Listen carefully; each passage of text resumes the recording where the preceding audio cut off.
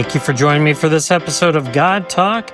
And in this episode of God Talk, we are on part 2 of our 7-part series, the most Googled questions about God. Now, I have to tell you, last week was a tough one. Does life have a purpose? And we kind of got into, what is the purpose of life? And that's a question people have been asking for a long time. And maybe you even struggle with that for yourself.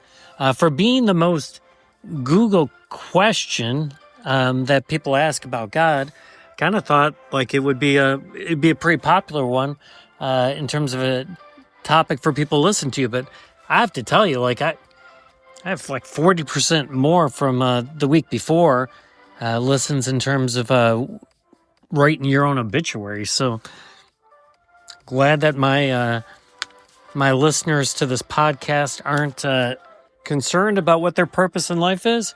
But this one's going to be a little interesting because to the faithful, this shouldn't be a question we struggle with, but for unbelievers, and that's partly why I do this podcast, it's God Talk. So it's not only for the edification of, people that either go to my church or that, have a strong relationship with God, but it's also for those who might be searching. So this one's really about, is there a God?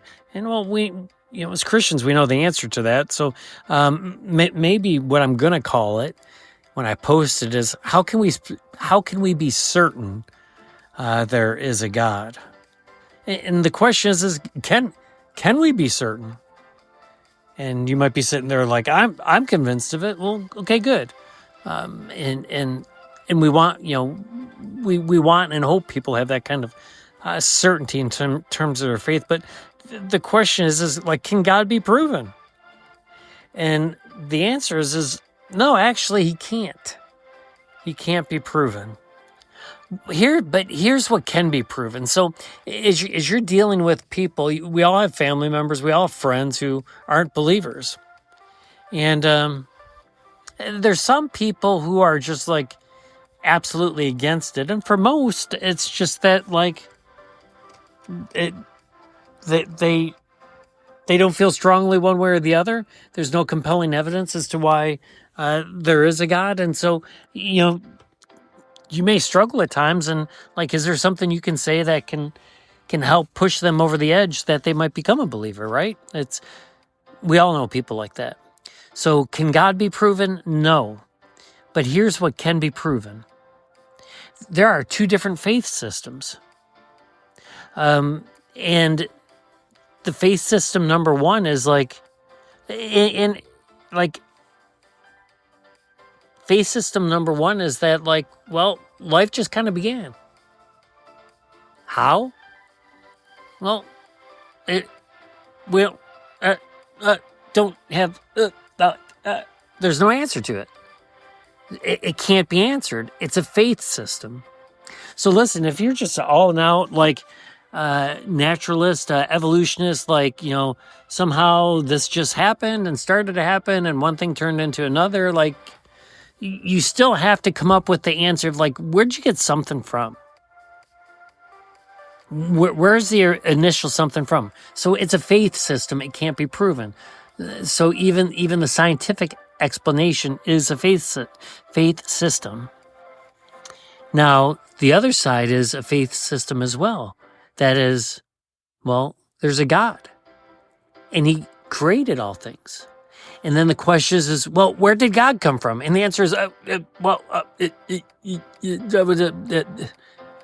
it can't be proven.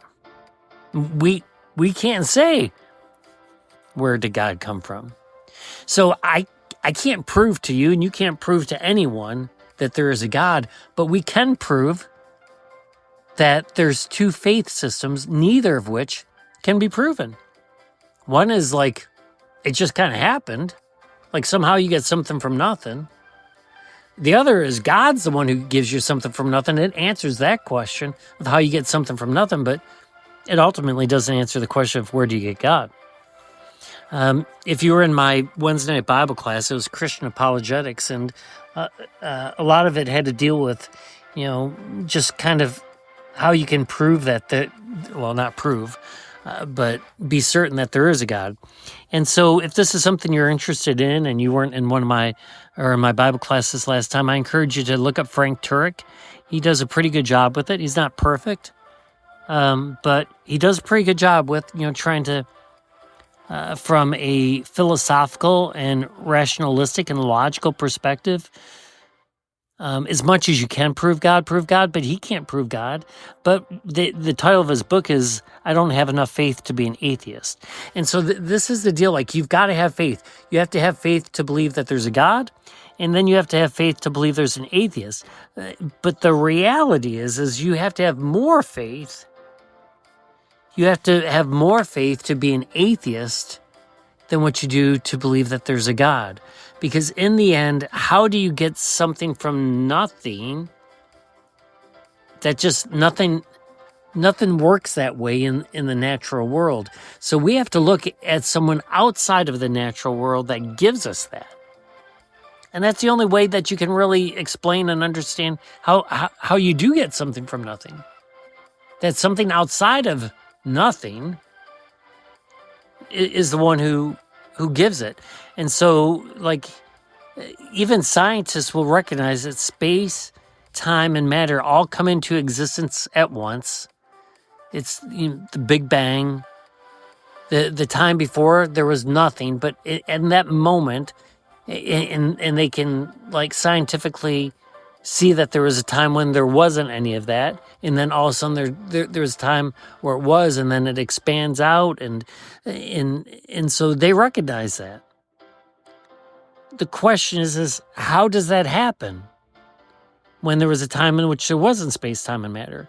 And so it takes more faith to believe that, like, somehow that just happens if there's no cause for it. But if you understand that there's a cause for it, it doesn't answer who that cause is, but it tells you that there was someone outside of space, time, and matter who put that into motion. Now, God, that's God. God is out of space, he's out of time, he's out of matter. And so when we even ask the question, where does God come from? Well, come from is kind of an understanding that there is space, time, and matter. So the actual question, like, when we ask, like, how can you get something from nothing? I think that's valid when you look at the Big Bang. Like, it doesn't work that way. But if there's something outside of space, time, and matter, if that's not the ultimate reality, it's a created reality, then it's a kind of a faulty question of where did God come from, because coming from is built on the premise of space, time, and matter. So from a philosophical standpoint, it just makes more sense that there's a God, because there's an explanation for why we have what we have. And in science, there's not. So it takes way more faith to believe it. All right. So if you can get someone to see that, and once again, if you didn't follow everything that I said, I get it's a little confusing and complicated, but listen to more of, like, Frank Turek's stuff. He does a good job kind of explaining that. But if you can get someone to acknowledge their faith systems, I wanted to say equal faith systems, they're not equal. But if you can get people to acknowledge that both are faith systems, and then hopefully, as you kind of understand this concept of space, time, and matter, and a time in which there wasn't, you can understand that they're not equal faith systems. One, like, makes you suspend all reality, and the other makes you realize that there's someone outside of reality that does it. Then you begin to see that they're unequal faith systems, that believing in God actually takes less faith. And so if you can get them to that point, then potentially you can say, you can anchor them into history in which, we see God at work. Because, like, a tree by its fruits. Well, I know that that God is outside space, time, and matter, and that there is a God by its fruits. Its fruits aren't necessarily space, time, and matter. The fruits are how God identifies himself within space, time, and matter in the things that he's done. The things that he's done throughout history, the things that he's done, as it's recorded in the Bible, the things that he's done even in your life and my life, this is the fruit on the tree. You see, God's that tree. He plants that tree in space, time, and matter, but then there should be fruits that verify that anchor that truth and that reality. And so we can look at the history of the Bible. We can look at the fact that the Bible talks about a worldwide flood, and every culture has that in like every culture and almost every religion has stories of this massive flood. Okay, that's interesting.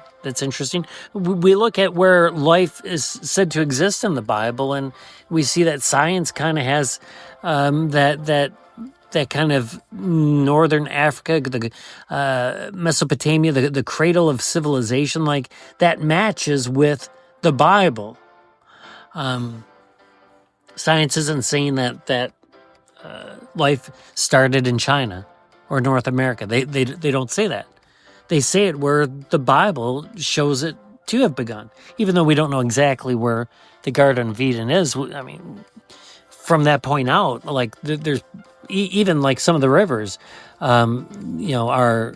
are mentioned in terms of the Garden of Eden. So we know the general area, and then immediately after, like we're dealing with places that we know where they exist, and it's in that general area.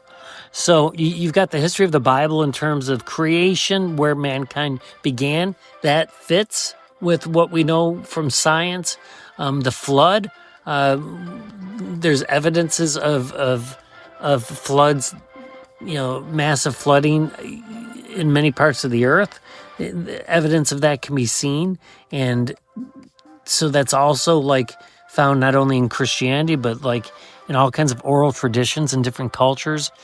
Archaeologically, not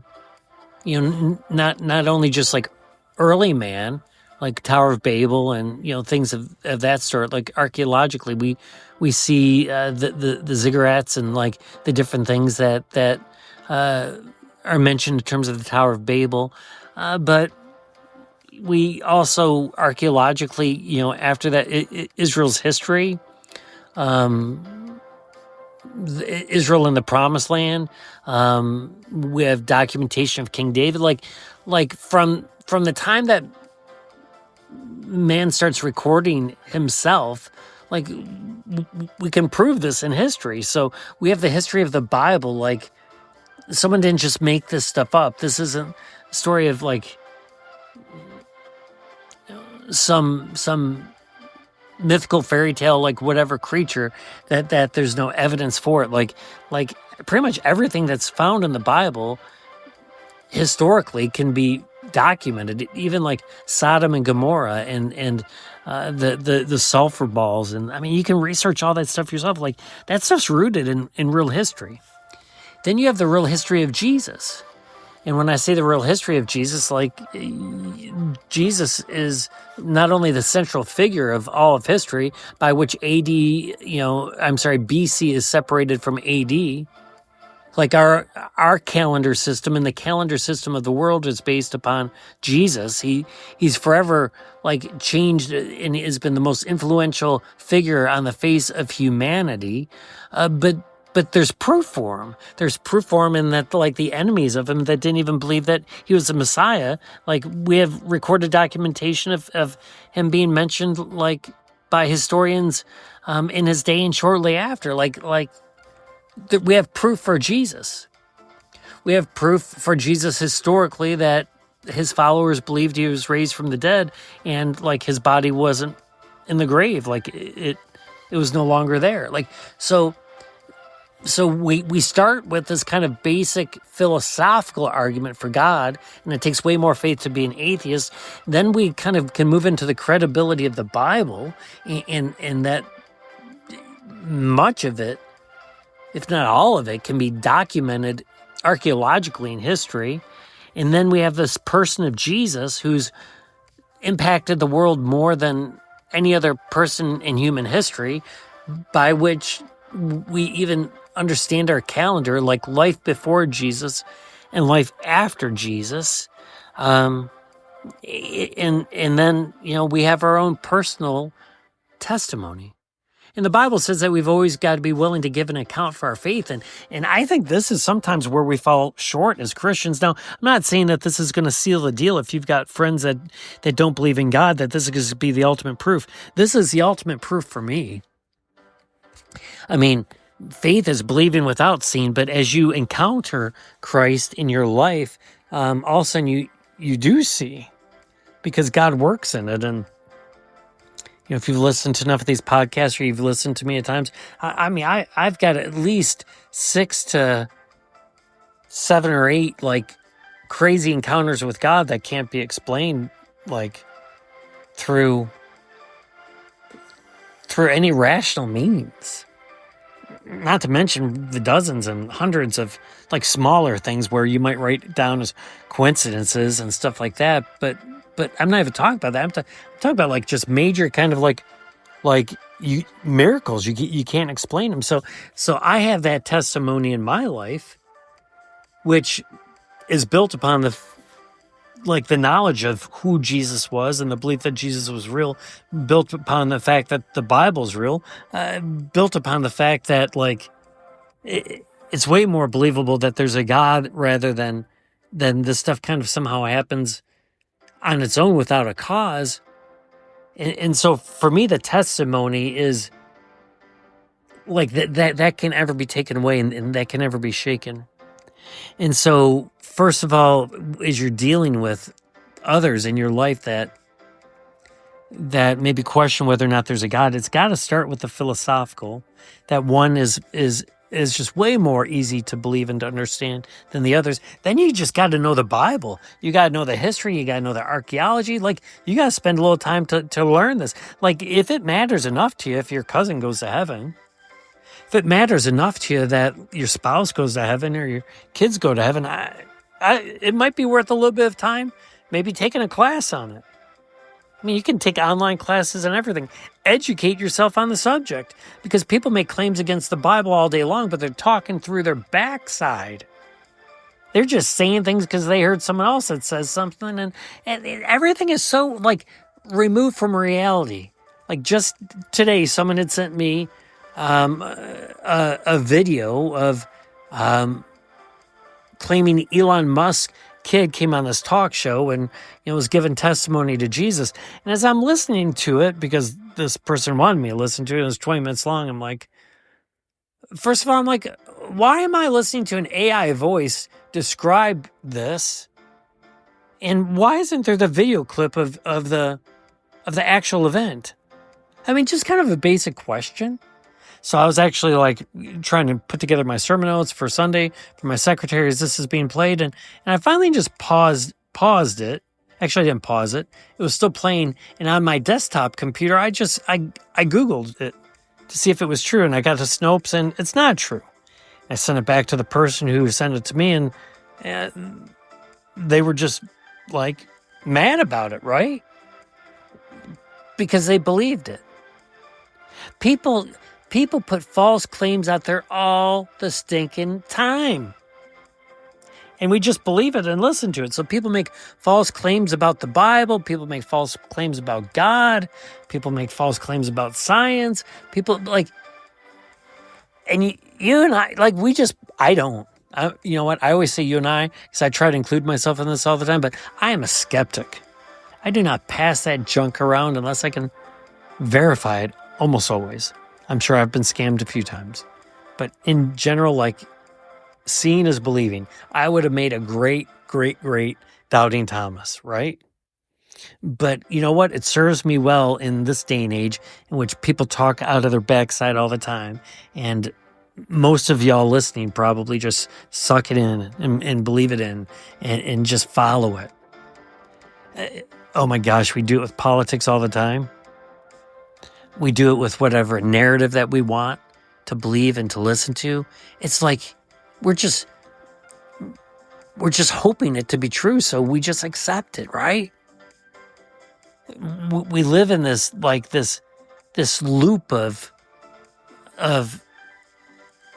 only listening to what we want to believe and only believing what we want to listen to. It ain't good. It ain't healthy. Like I became a pastor, like God was calling me long before I agreed to be a pastor. Like God was calling me and I was still trying to like learn up on evolution to see like, well, that doesn't match with the Bible, till I found out like it doesn't necessarily match with the evidence either. God was calling me to be a pastor, and I wasn't sure Jesus was equal to the Father, that he was true God. But he was calling me, and I'm researching it and studying it. I'm researching and studying baptism. I'm researching and studying all this stuff before I go and become a pastor. I was one of those people in school that when I was in school, like everyone that's nodding their heads, taking in everything the professor's saying, and I'm sitting there, and I've got one, like I've got one eyebrow raised. I've got my hands up at my chin, just kind of stroking my chin, thinking, I don't know about that. Now, sometimes they're right. Sometimes they were wrong. So spend a little time.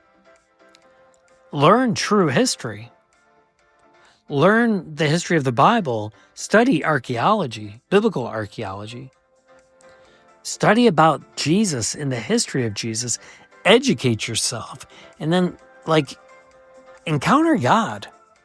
Submit yourself to him and pray to God that he would reveal himself to you in a powerful way, not for your own selfish purposes, but so that you can give a testimony to those in your own life who don't know and don't believe. Is there a God? Absolutely, there's a God. Can he be proven? Well, no, he can't be proven. But when you look at the two faith systems, when you look at the history of the Bible, when you look at the history of Jesus, when you begin to experience God in a personal way yourself, actually, he can be proven. He can be proven to the individual. He's proven himself to me, not that he needed to. He can prove himself to you, and you can help someone down the track in which he could actually prove himself to them as well.